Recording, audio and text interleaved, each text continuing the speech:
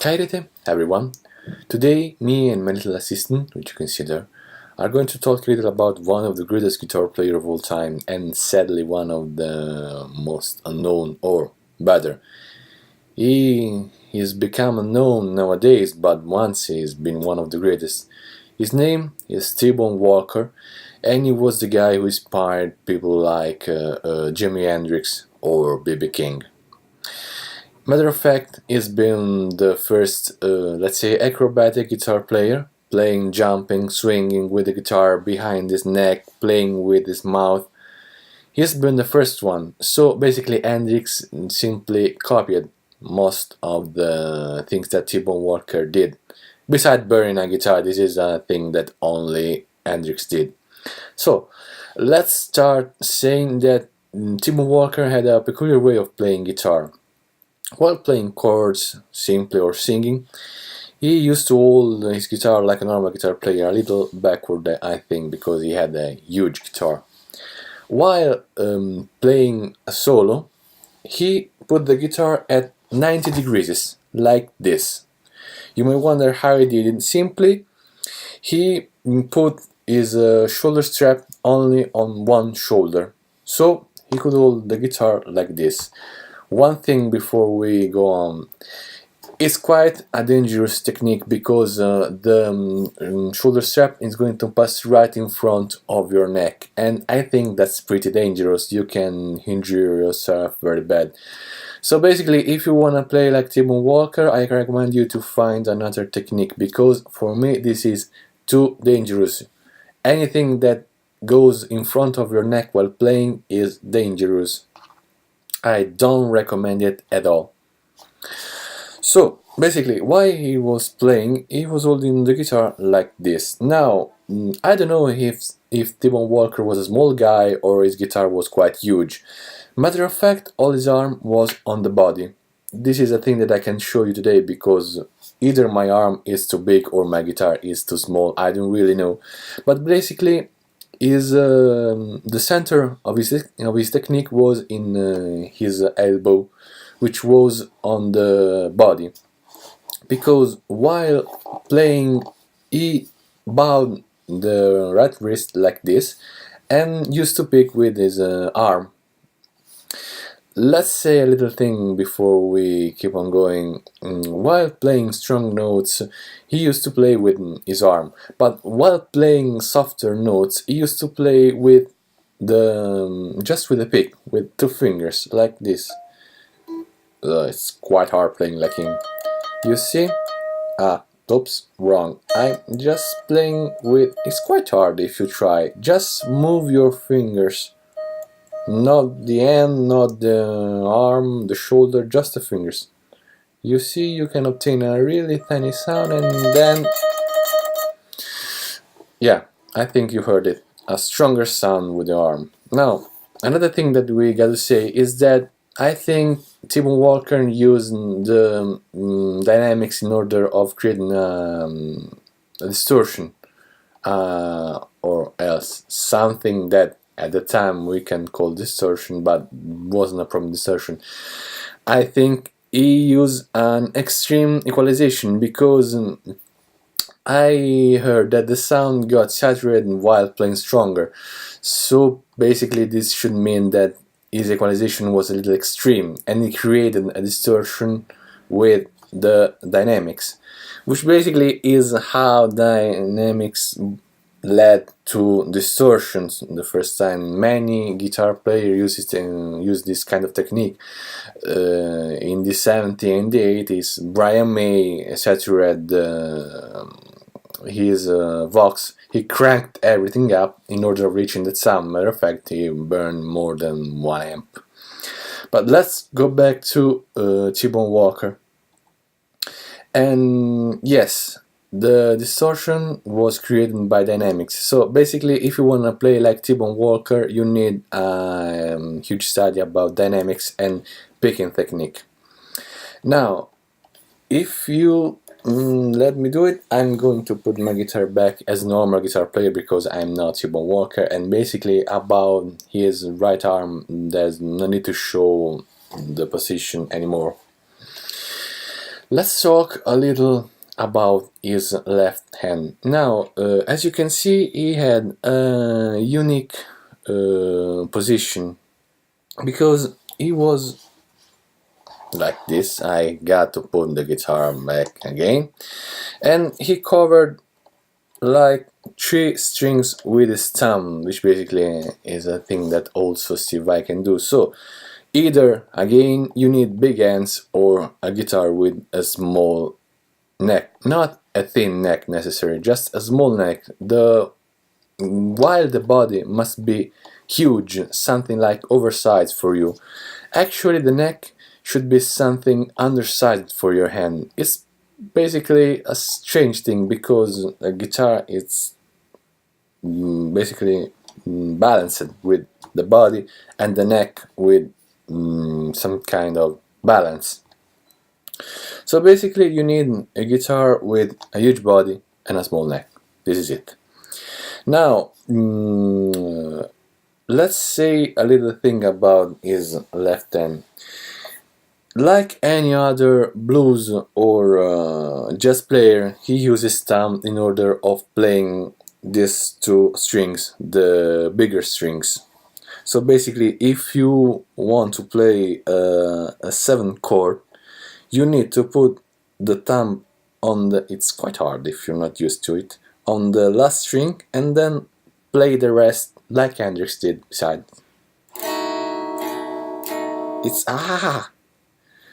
It's really hard if you're not used to it. It's painful. Well, this is basically it. Another thing that I've noticed is that he's never moving his index. Basically, this position of the index and the thumb is never moving. He used a lot of pentatonics, obviously, so basically that's quite a useful position because you have 3 strings covered and always ready to play. Besides, he also played a lot on open chords or 0 strings, but basically this is another thing that we're gonna talk a little further. Now, he never used his 4-finger, this one. He was something like strapped on the 3rd finger. He was playing something like this, you see? They move at the same time and he never used his 4th finger. He almost played with 2 fingers, with those 2 fingers, and basically when he needed more this note, he used to use this 3rd finger. Another thing that I've noticed is that while he was playing like this, if he needed to reach a note that was quite far away, he wasn't moving his whole hand. He simply, you see, I moved back my thumb behind the guitar, I'm picking the note, and then back. I'll show you again slowly. You see, I'm playing like this. If I have to pick these notes, I simply do this. I'm turning my arm, I'm not moving my hand. Basically, this is what he did. Alright, so this and this. It's quite hard if you're not a worker, so basically take a look at the video that you can find below and you can see the technique. Another thing that we gotta say before we keep on going is that he had peculiar picking technique. He wasn't holding a pick like every human being in the end of the thumb. He was holding it at the end, and the middle, of the thumb, something like this. Now, I found an ebook written by a mafia guy, and yeah, when I'm talking about mafia guy, I'm talking about an Italian guy, which was saying that he used 2 picks. One on the thumb. I don't really know what he meant by a pick on the thumb, because unless you have something strapped on the thumb, you can have a pick on the thumb. And another for the solo notes. So this guy said that T-Bone Walker had 2 picks. While taking a look at the videos, I found out that he only used one kind of pick. But basically, if you find a video where it shows T-Bone Walker using two picks at the same time, please send it to me, because this is a thing that I'd like to understand and find out if it's true. Which basically I don't believe it's true. First, because I've seen some videos. Second, because this thing was written by a mafia guy.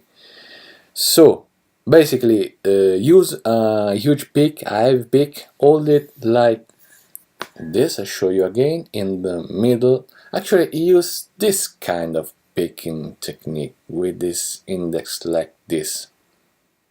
So basically, this is it. This is what T-Bone Walker did. Now, another thing that we gotta say before we keep on going, while playing, he wasn't moving up and down his whole arm. He was simply picking by moving his hand. He left his forefinger on the body and was picking like this, you see? He was moving the hand, not the arm. It is quite a hard technique, and actually you need a small action, you need big hands. This is it. Basically, every great guitar player had huge hands.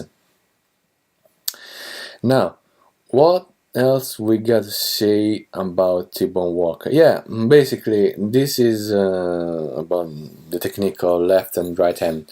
Let's talk a little about the key of T-Bone Walker, where basically the key is the key of every great guitar player which played blues, which was blue. Blue is not a concept that you can explain, that you can put in words. It's something concerning your feelings. Someone said once that blue is to smile happily to life while depressed, or something like this, where life is being harsh with you and you still keep smiling and playing guitar. Also, he want to go and get out of this condition. I think in the early 20th century, an Afro-American condition was a great one. So basically, you need to be blue, and you need something that wants to keep you out of your actual condition, something that wants to bring you outside. I don't know how to put it into a word. Basically, if you check Wikipedia or talk with someone who play blues better, an Afro-American guy, I'm sure you're going to find out what I'm talking about. So basically, this is it.